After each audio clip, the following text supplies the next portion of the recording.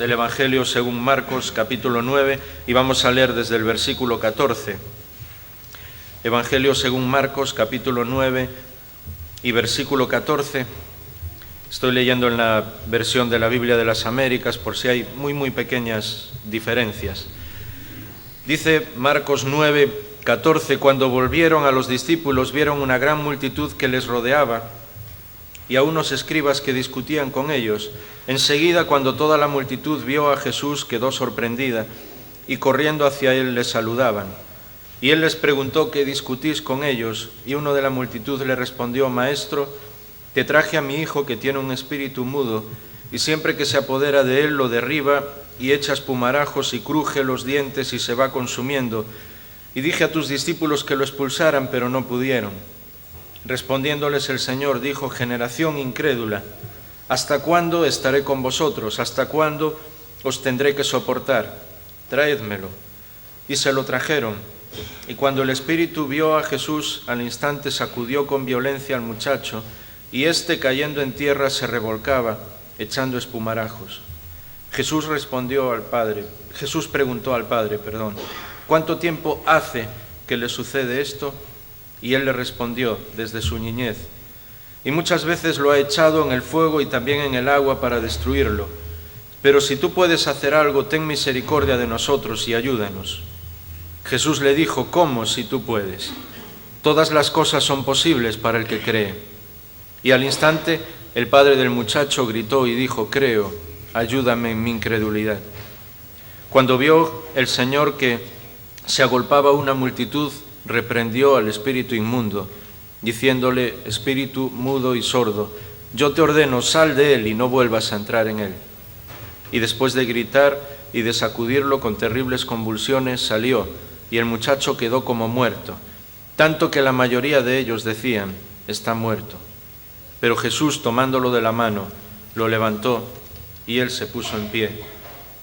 Hasta aquí la palabra del Señor. La verdad es que es un pasaje que hemos leído muchas veces, una parte de la Biblia en la que muchas veces el Señor nos ha hablado. Pero en los últimos meses en mi vida, al leer este pasaje, creo que el Señor está recordándonos muchas cosas, y muchas cosas que no es posible que nosotros olvidemos en nuestra vida. Muchas cosas que son importantes en nuestro corazón y en nuestra vida cristiana. En un momento, ¿sabéis lo que había ocurrido antes? El Señor Jesús había subido al monte, se había transfigurado delante de 3 de sus más amigos discípulos. Moisés y Elías habían aparecido con él. Y cuando el Señor Jesús desciende al valle, a la vida normal, se encuentra un grave problema. Sus discípulos estaban luchando con un padre, luchando con la multitud, luchando con los escribas y fariseos, con un padre que tenía un hijo que estaba endemoniado y no podían hacer nada con él. Y por lo tanto ellos habían empezado a discutir unos con otros. Y el Señor les pregunta: ¿por qué discutís con ellos? Siempre en la Biblia y siempre en nuestra vida, cuando nos falta poder, cuando no estamos delante de la presencia de Dios, cuando el Señor Jesús no es el centro de nuestra vida, lo que hacemos por vía natural es discutir. Y eso fue lo que hicieron los discípulos, y eso fue lo que hicieron las personas que estaban con ellos. Ellos querían cumplir la voluntad de Dios, pero nos dice la palabra de Dios que no pudieron, que no tuvieron el valor o el poder de vencer en aquella situación, y que tuvo que ser el mismo Señor Jesús el que viniese a poner paz en la vida de aquella persona y en la vida de todos los que estaban viendo aquel suceso. Pero hay algunas cosas muy importantes para nosotros, como digo, que podemos aprender en estos versículos. Dice el versículo 18 que uno de la multitud, versículo 17, dice: Maestro, te traje a mi hijo que tiene un espíritu malo, y dije a tus discípulos que lo expulsaran, pero no pudieron. Y el Señor Jesús les llama y les dice: generación incrédula. Y es curioso como a lo largo de la Biblia y del Nuevo Testamento, sobre todo, el carácter del Señor Jesús, siempre apacible, siempre manso, siempre llegando a la gente, siempre extendiendo sus brazos, siempre bendiciendo, siempre llegando hasta donde ninguna otra persona podía llegar, siempre ofreciendo el cariño que ninguna otra persona pudo ofrecer, solamente el Señor Jesús lo hacía así. En este momento, Él tiene una palabra, digamos que más alta que las demás, y dice: generación incrédula, ¿hasta cuándo voy a estar con vosotros? Y yo siempre me he preguntado por qué el Señor les dice esto, y a quién se lo dice. Él está diciendo generación incrédula a toda aquella multitud que sencillamente estaban de espectadores para ver si realmente los discípulos o el Señor Jesús tenían poder para una situación tan difícil, tan complicada, para un hijo que estaba endemoniado. Él estaba hablando de la incredulidad de los escribas y fariseos, que siendo las personas religiosas, las personas que teóricamente tenían que conocer a Dios, tenían que conocer que Dios tiene poder para cualquier situación, estaban discutiendo también. Él estaba hablando de la incredulidad de sus propios discípulos, que no fueron capaces de poner a aquel niño, a aquel hombre, en las manos de Dios y sacar a aquel demonio. Él estaba hablando también de la incredulidad del propio Padre, como vamos a ver más adelante, que no era capaz de creer que Dios podía curar a su hijo. Y es importante que nos demos cuenta que en la Biblia solamente 2 veces, o mejor dicho, a 2 tipos de personas, el Señor Jesús los reprende, les llama la atención. Y nosotros tenemos que pedir siempre sabiduría al Señor para no caer en ninguno de estos 2 tipos de personas. Uno es la gente religiosa, ¿os acordáis? Los escribas y fariseos, a los que el Señor Jesús tuvo que señalarles tanto, porque ellos que leían el Antiguo Testamento y que hablaban de Dios no conocían a Dios personalmente. Y las otras personas eran aquellos que tenían incredulidad en las cosas que el Señor Jesús decía. Y no solamente en este momento, sino a lo largo de todo el Nuevo Testamento. La Biblia nos enseña que nosotros tenemos que creer lo que el Señor dice, tenemos que creer lo que Dios dice, tenemos que poner toda nuestra vida en confianza en lo que Dios dice. Y no solamente una vez para ser salvos, que eso es de una vez para siempre, sino a lo largo de toda nuestra vida. Tomar la palabra de Dios y las cosas que Dios dice y creerlas de todo corazón, poner nuestra vida en las manos de Dios, en todo lo que Él está diciendo. ¿Y sabéis la lección para mí más importante en ese versículo? Que cuando el Señor Jesús acaba de decirles: generación incrédula, ¿hasta cuándo voy a soportar vuestra incredulidad? ¿Y cuántas veces el Señor ha tenido que decirme a mí personalmente lo mismo? Y quizás a alguno de nosotros. ¿Hasta cuándo voy a soportar vuestra incredulidad? Quizás en momentos en los que sabemos que Dios nos está cuidando y sin embargo, en el fondo, a veces dudamos de Él. Quizás en cuanto a nuestro futuro, quizás en cuanto a cosas que están ocurriendo en nuestra vida. Sabemos, porque la Biblia nos lo dice, que estamos en las manos de Dios, pero a veces en el fondo de nuestro corazón como que aparecen las dudas. Y a veces tenemos que escuchar que el Señor nos diga: generación incrédula. Pero ¿sabéis lo más grande de este versículo? Que el Señor Jesús, después de decirles esto, la siguiente palabra es: traed al muchacho. Siempre, sea cual sea nuestra situación, podemos volver al Señor. Y a pesar de que en principio Él tenga que decirnos cosas en las que estamos fallando, siempre podemos volver a Él. Siempre podemos confiar en que Él va a recibirnos. Siempre podemos saber que si volvemos a Él, confesamos, como dice la primera carta del apóstol Juan, capítulo 1, nuestro pecado, confesamos la situación en la que hemos estado, le pedimos perdón a Dios, nos arrepentimos de estar lejos de su presencia, sabemos que podemos volver a Él, y Él es fiel y justo para perdonar nuestro pecado. Y ellos se lo trajeron. Y entonces el Señor Jesús le pregunta al Padre: ¿desde cuándo sucede esto? Y Él le dice: desde su niñez. Muchas veces hay personas que tienen situaciones difíciles en su vida desde hace mucho tiempo. Y este hombre era uno de ellos.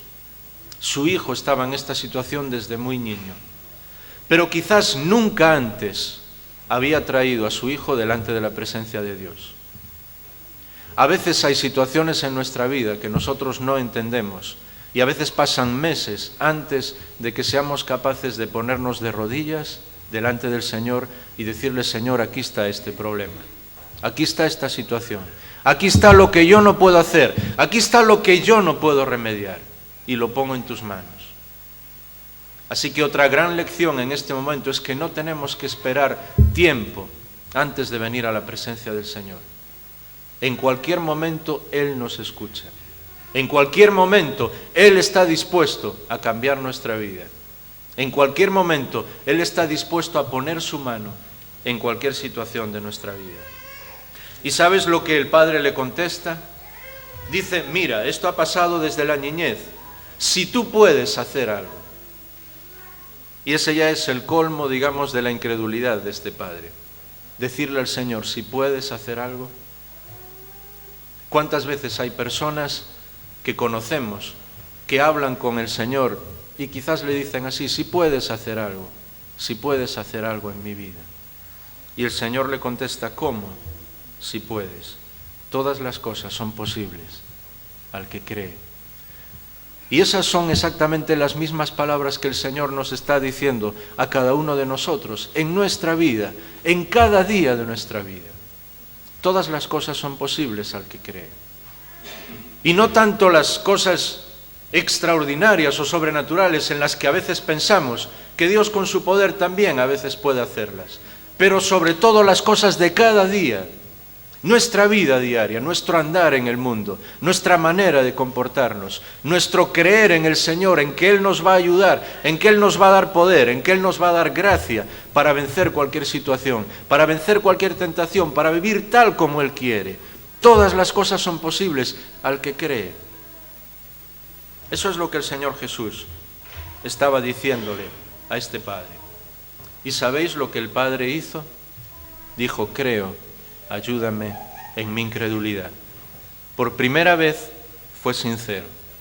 Por primera vez desnudó su corazón. Por primera vez le dijo al Señor: ¿sabes el problema?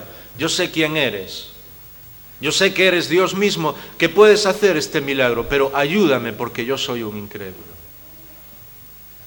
Y muchas veces la mejor manera de que Dios pueda obrar en nuestra vida es sencillamente reconocer lo que hay en nuestro corazón y decirle: Señor, ayúdame en mi incredulidad. Ese ha sido siempre el problema del hombre, desde el principio de la historia. El hombre en el Edén no quiso creer a Dios cuando Dios le explicó cómo tener una relación con Él y cómo vivir de acuerdo a su voluntad. Y el hombre no quiso creer que si tomaba, ¿os acordáis?, del fruto prohibido, su vida iba a ser destruida. Problema del hombre: incredulidad delante de Dios.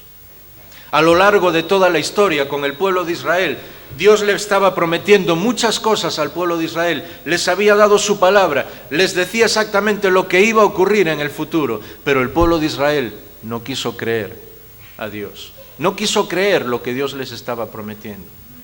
¿Os acordáis que cuando el Señor Jesús empezó su ministerio y cuando fue al monte para lo que nosotros llamamos el Sermón del Monte, Evangelio según Mateo, los primeros capítulos, como el Señor está diciendo siempre: creed, confiad, mirad los lirios del campo, confiad toda vuestra vida en las manos de Dios, no estéis preocupados.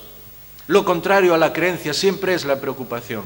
Y nosotros nos dejamos arrastrar por lo que el mundo dice, por el clima de preocupación que existe en el mundo, por el clima de ansiedad que existe en el mundo, por el clima de frustración incluso que existe en las personas, siempre preocupados por lo que va a ocurrir. Y no obedecemos lo que Dios dice: descansa en el Señor. Mira los lirios del campo, mira las aves del cielo. No seas incrédulo, confía en el Señor. No pasa nada en nuestra vida sin que Dios lo sepa. No pasa un solo minuto en nuestra vida sin que estemos en las manos de Dios. No ocurre una sola circunstancia en nuestra vida, ni en el pasado, ni en el presente, ni en el porvenir, que no esté en las manos de Dios, ni una sola. Nunca debemos dudar de eso, porque estamos en las manos del Señor. Nunca debemos ser incrédulos en cuanto a eso, porque el Señor nos cuida. Nunca debemos preocuparnos como la gente que no tiene esperanza, porque estamos en las manos del Señor. Con nuestros fallos, con nuestras equivocaciones tantas veces, con situaciones a veces que no entendemos, seguimos estando en las manos del Señor, porque Él es siempre fiel a sus promesas, y Él promete estar con nosotros, y Él nunca falla, y Él nunca se equivoca. Y muchas veces quizás, en situaciones que no entendemos, deberíamos decir como este padre: Señor, tú sabes lo que ocurre, ayúdame en mi incredulidad, ayúdame a seguir adelante. Porque la Biblia nos enseña que a un corazón sincero delante del Señor, incluso hay un salmo precioso que dice: el Señor jamás echa fuera un corazón hecho pedazos. Pues un corazón así, sincero delante del Señor, que sabe que se ha equivocado, que viene delante del Señor y dice: Señor, ayúdame, porque no puedo seguir adelante. Él siempre es fiel y siempre nos va a ayudar y siempre va a poner su mano sobre nosotros.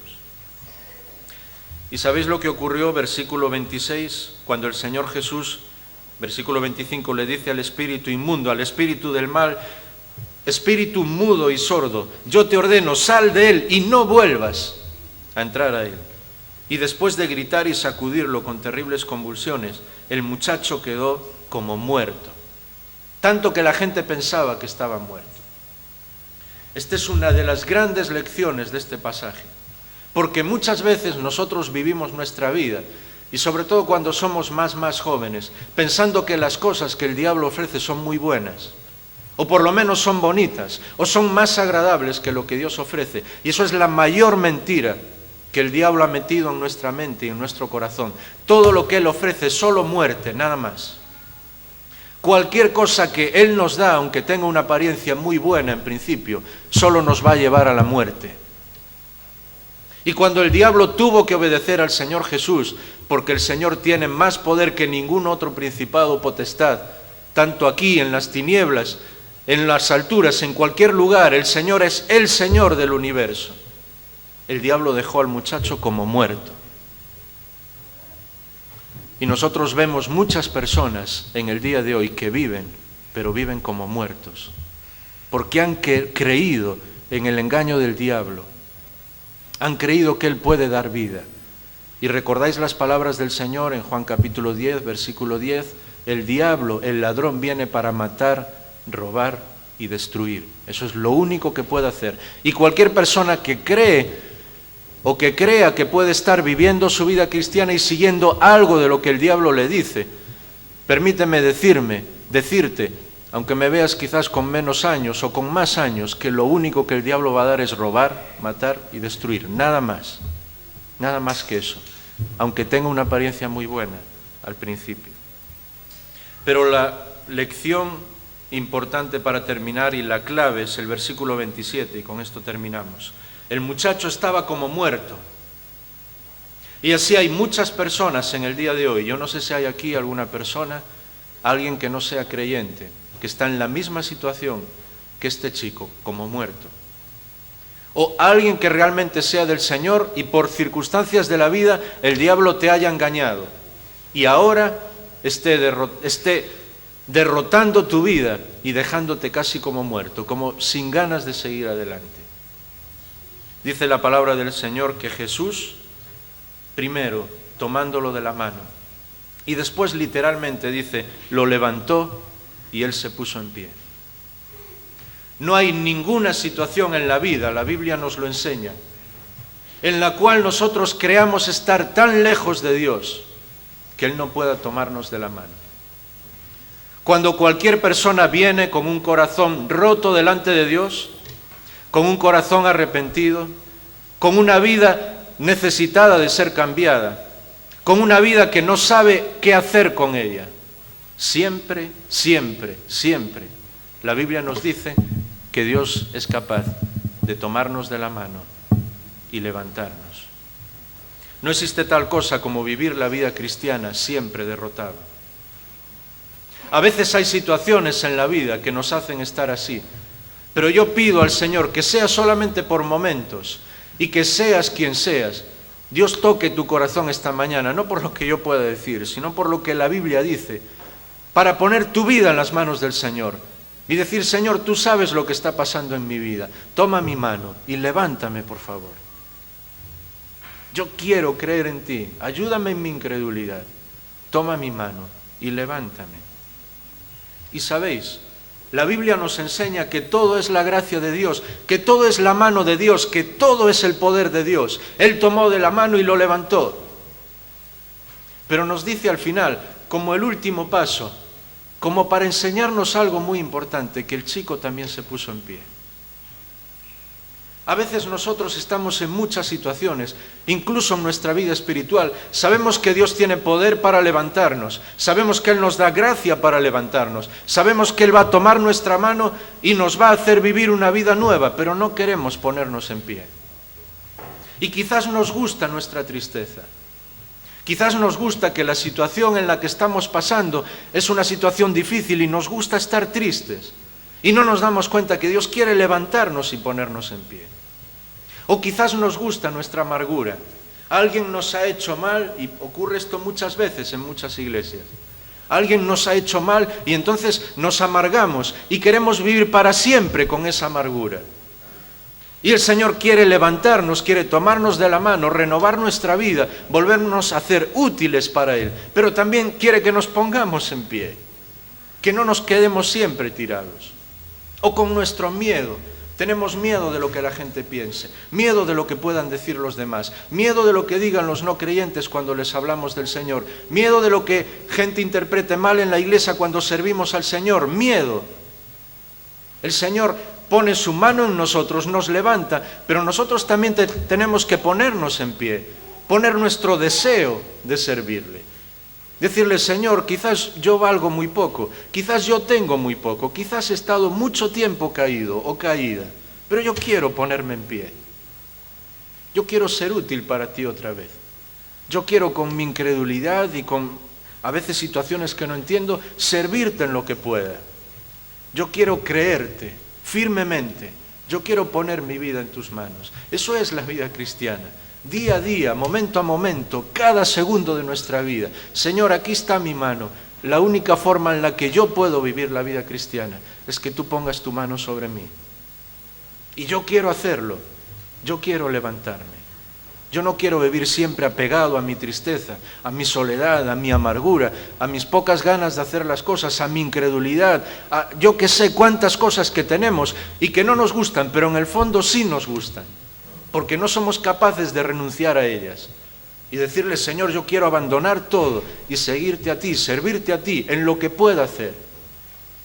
Yo quiero que reflejes tu gloria en mi vida, aún con lo poco que yo pueda y aún con todos mis defectos. La Biblia dice, segunda carta a los Corintios, final del capítulo 3 y principio del capítulo 4, que Dios está trabajando en nuestra vida y reflejando su gloria en nuestra vida, aún con todo lo que nosotros somos. Debemos poner siempre nuestra vida en sus manos y decir, Señor, eso es lo que yo quiero que ocurra en mi vida. Toma mi mano, levántame y ayúdame siempre a seguir en pie. ¿Os acordáis que luego los discípulos le preguntaron en cuanto a qué había ocurrido, por qué no habían podido echar fuera a ese demonio? Y él les habló que debían de orar. Desgraciadamente no tenemos tiempo ahora para hablar sobre la oración, pero es una de las claves en la vida, estar siempre en contacto directo, personal, íntimo con el Señor, a solas y en la iglesia. Y es quizás por ahí por donde debemos empezar muchas cosas en nuestra vida. Así que delante del Señor y con toda humildad, el Señor sabe lo que hay en mi corazón, que os lo digo sinceramente. Cómo me gustaría que cada uno de nosotros llegásemos a casa o incluso como iglesia y dijéramos, Señor, aquí está mi vida. Quiero hablar contigo, quiero conocerte más, quiero que tú toques mi vida, quiero que tú cambies lo que quieras en mi vida. Quiero que quites mi incredulidad o las cosas que tengamos que no le agradan a Él. Y quiero seguirte y servirte a ti. Vamos a terminar orando.